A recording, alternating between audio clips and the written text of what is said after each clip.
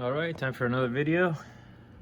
It's been a while. The car's been sitting with the heads off for the entirety of the winter, and I'm going to show you guys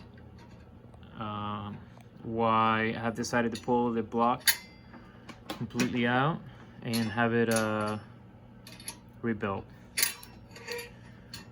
You can get this light to stick. There we go.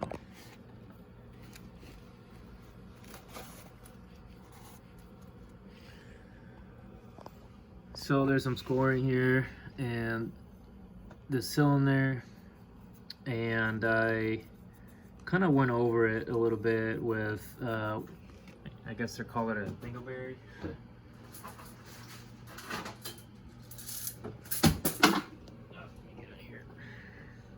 Essentially one of these, and I went back and forth on it with it, and it did smooth it out a little bit, but my fingernail still continues to essentially kind of grab, so that is not good. The cross hatching and everything is still in good shape. All the other cylinders are looking really good. There's one other cylinder on the driver's side that is not quite as bad, but still has the same issue. And I took it to the machine shop that I refurbished my cylinder heads. I think it's this cylinder here.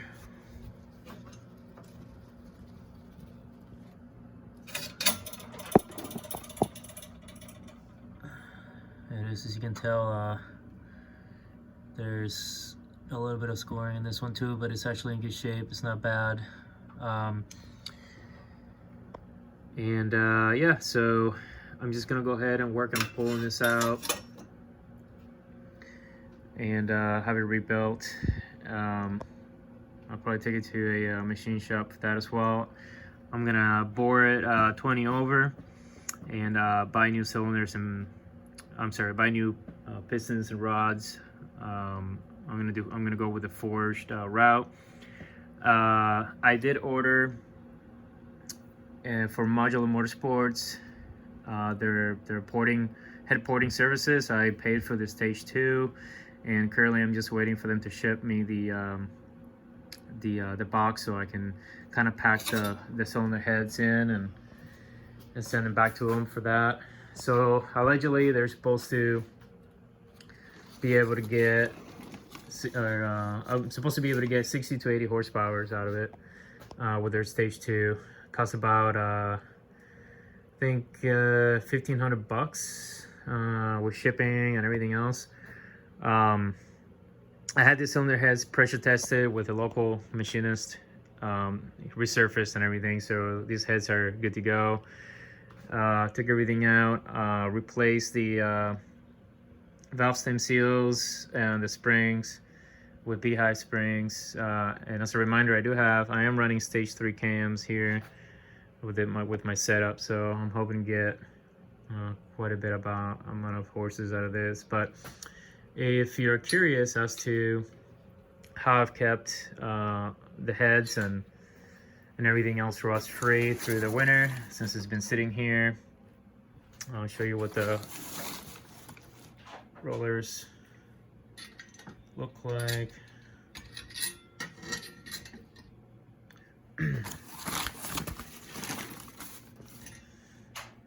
All essentially kind of rust free, and as well as the cylinders. So basically what I did was I used fogging oil. Where are you? There it is. And this is basically what you will spray into the intake of anything that you're storing. Usually, you know, like a boat. You can do this for a car too. You can spray this into the intake, and essentially lubricates all the inner workings and keeps it from rusting if you're storing it long periods of time. So I figured I'd spray this all over the cams, the rollers, the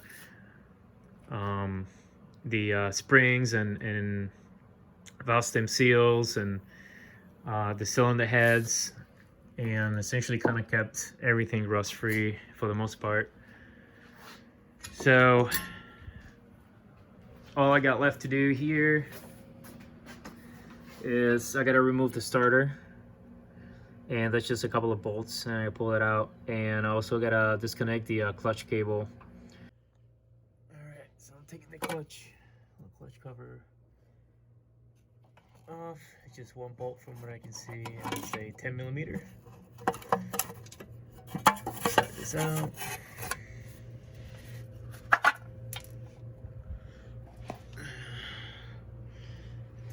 And there it is. Oh, sorry, my finger in the way there. That's a little stiff.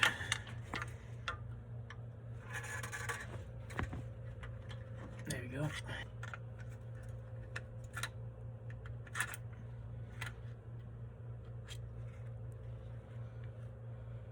Little retainer.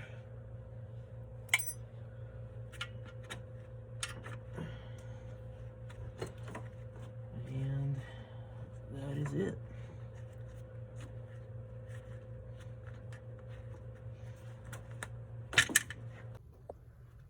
Alright, so I'm almost ready to pull the engine out, and just looking around one more time, I noticed that there is a sensor on the oil filter adapter. Let me see if I can point this out. And there's also a harness back there that I need to disconnect. So this is the filter here, and the sensor, and then the plug, the wire. It's pretty straightforward, but what is a little not difficult, but something that's going to create just additional work for me is, if I can get a better angle.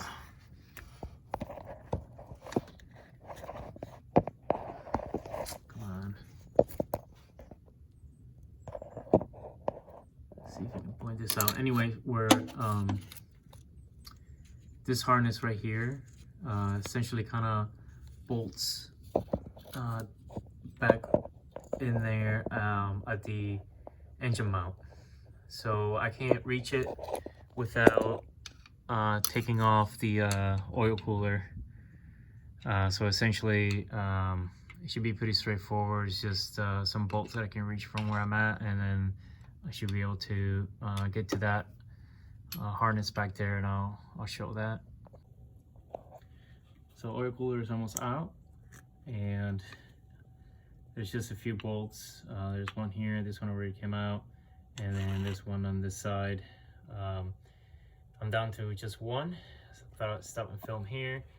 And here is the knot that I need to get to, that essentially has a grounding wire, and it's also holding like this harness here attached to the block. So I need to get this knot off, and then I can unhook that.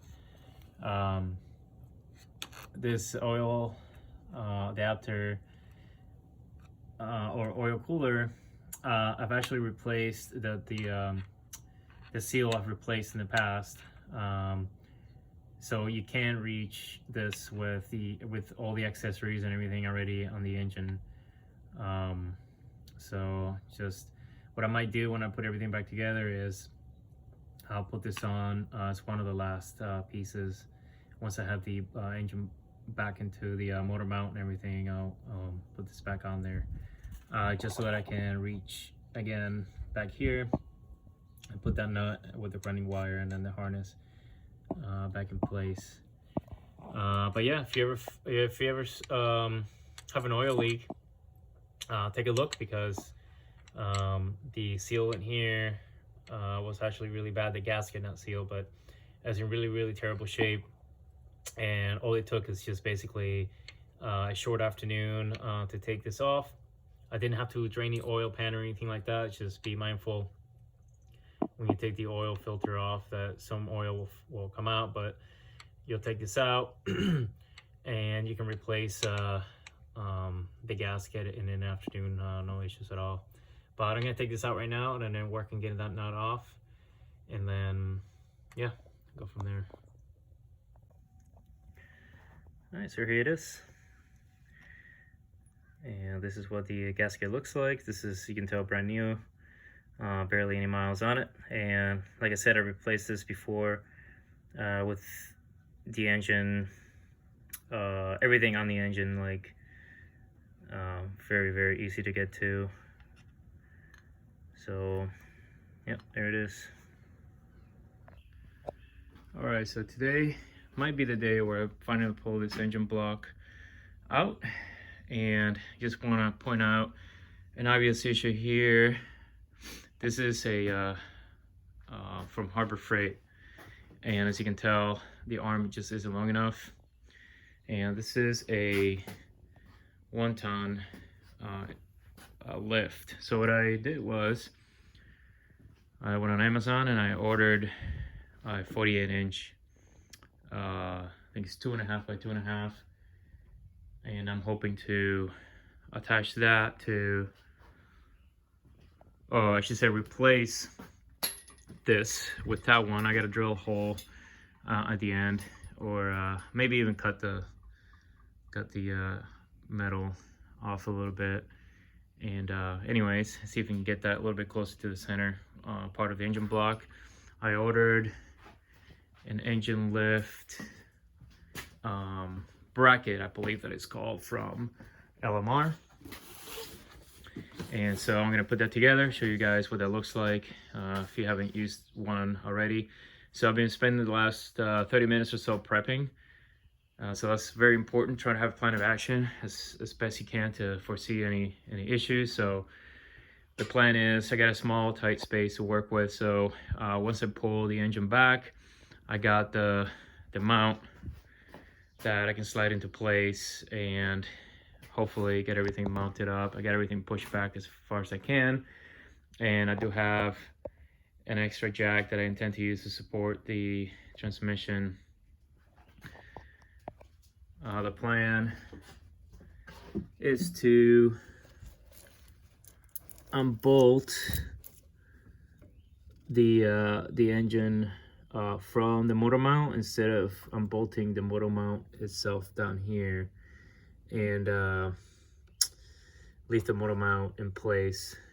See how that works out. I think that might be a better solution, to leave everything in place as is and just unbolt these and leave them in there for when I'm ready to put everything back together. See how that works out. I might change my mind later depending how the assembly goes and how much room I have to work with here.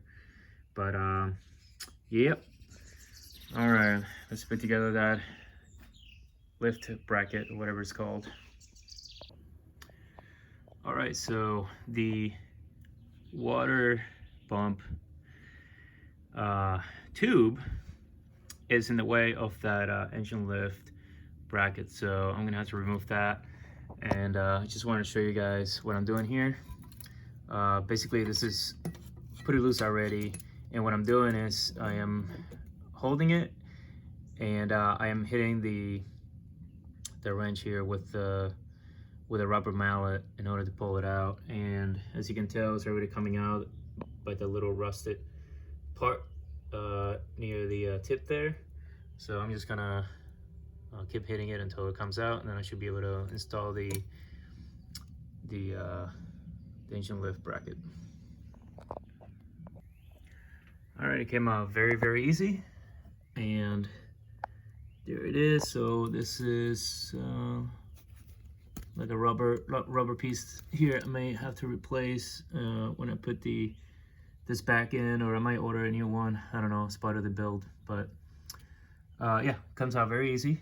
And like I said, just kind of hold it down right here, and then while you hit the wrench with your rubber mallet, or maybe just a regular mallet, but anyways, and it comes right out after, like, I don't know, I hit it like 10 times or so. You'll see it, it'll just come straight out. Okay, so in order to install the lifting bracket or the lifting plate, two of the bolts go on the top two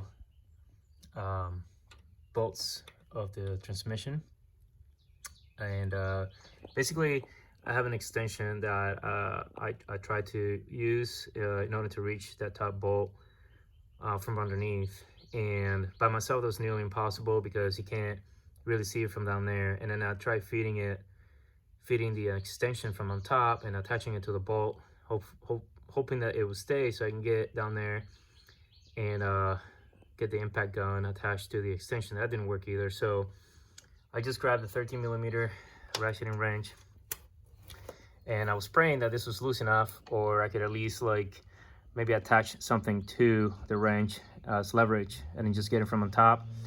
Luckily I didn't need to, so it looks like whoever installed this in the past just essentially hand tighten these bolts, because I guess maybe they're just difficult to get to. But yeah, I just put a little bit of force to it and I was able to just break it loose. I'm just gonna take it out this way. I'm gonna do the same thing with the other one, and then I should be able to attach the plate, and I'll show you guys that in a second. Okay, so after labeling the two top bolts, and subsequently for me, one was 13mm and one was 14mm. However, they're like the same thread type, so who knows what was done in the past. But anyways, I'm gonna make sure I labeled them as I take them off, maybe even draw a diagram depending how complicated they look. And this is what the LMR SVT lift bracket looks like. But yep, so right now it's loose because I still have I gotta measure. So what I'm gonna do is I'm gonna put it on top of the engine block, align them with the bolts, and yep, tighten them up a little bit. Okay, so this is what we are looking at here. So I got the two larger bolts that remained after you assemble the bracket in place here, and I did have to put some WD-40 in there because those the initial part of the threaded portion there was rusted, since the bolt that goes in there from the back of the transmission doesn't feed all the way through. So so I just gotta tighten them up. And on the front end of it, there are two smaller bolts remaining after you put those larger ones in there, and essentially this is kind of how they go. One of them goes in there, and then I am supposed to remove this and feed the other one through. However, like, this is set at a specific angle here, and I don't want to mess with that. I could mark it for future reference, but I think after I tighten this one and then the two back there, and then I'm just gonna keep that bolt that actually feeds through. I think that'll be okay. Maybe I'll even grab like a nut or something that matches that, and then just use that, because they're about the same thickness. If you can tell, they're about the same bolt. So I'm not gonna mess around with removing this and mess with the angle that this is already preset at. So yep, tighten things up and then start working on removing all the bolts around the transmission, supporting the transmission, and take it from there. All right, so before I start working on taking the transmission bolts out, I just want to point out what I did here. This is the 48 inch 2.5 by 2.5 steel beam that I purchased from Amazon, and I thought that it wasn't gonna fit, but I ended up having to use a rubber mallet and just hammering it in there. Essentially just kind of got it in there, measured it, marked where I wanted to drill the hole, and basically I needed to, with a rubber mallet while pulling, I needed to keep hitting the steel beam so that I can get it back out and actually drill the holes. But so essentially this is the setup here. I know that the further out the beam goes, the lower the weight, and typically you'll have them marked here. So I don't think it'll be an issue. It's not going to be a fully built motor that I'm pulling out. It's just a block. But it just as perspective, I have the old piece. Basically, it's just tiny. just not long enough. It just doesn't reach in there, but now I can.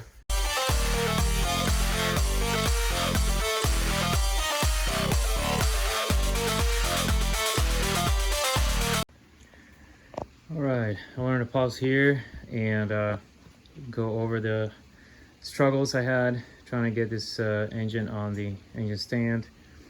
I want to show you the angle that I had to put the stand at in order to make it work. And even then, I still had to, I guess, finesse it to try and get the bolts to line up. So basically what I had to do here is I'll leave these loose, so that way you can flex them around as much as you need to.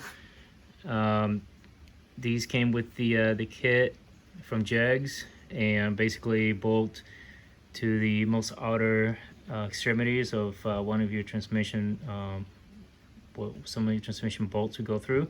So there's one on that side, bottom, and then bottom left on this side here, and then the two on top go directly where the lift bracket was supported. So the way I actually did this, I started at the bottom, I lined those up, I had to grab the chain, pull it towards me, and then with my body kind of like push into it in order to get the bolts to line up, and also so that they're not under tension, so that would be easier to screw in. So I did finger it tight as much as I could. Same with the other side. And then I took a wrench to it and tightened it a little bit, not all the way though. You still want this stuff to kind of wiggle around until you can get the ones on top to bolt through.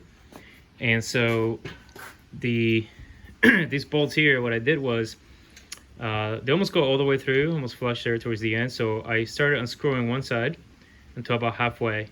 Then once I got there, I screwed in the bolt about the same amount, and I did the same with the other side. And then this one I screwed it out until about here, and then I screwed this one in, and so forth. So I did one, I actually finished this one entirely first before I moved on to this one here.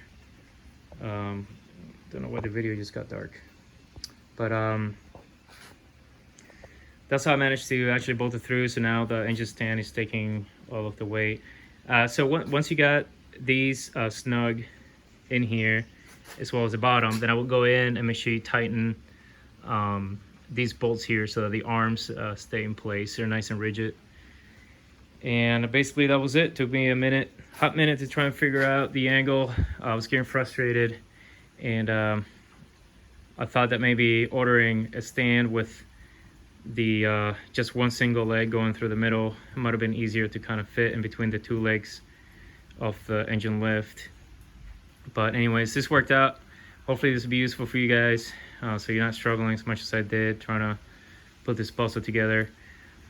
Next step is engine disassembly, and then taking the block over to a machine shop for boring and honing, and move on from there. So let me know if this was useful for you. I was trying to answer as many questions as I can in the comments, and if there's anything I didn't post in the description that you guys want a link to, let me know, and I'll make sure to do that. All right, see you guys in the next video.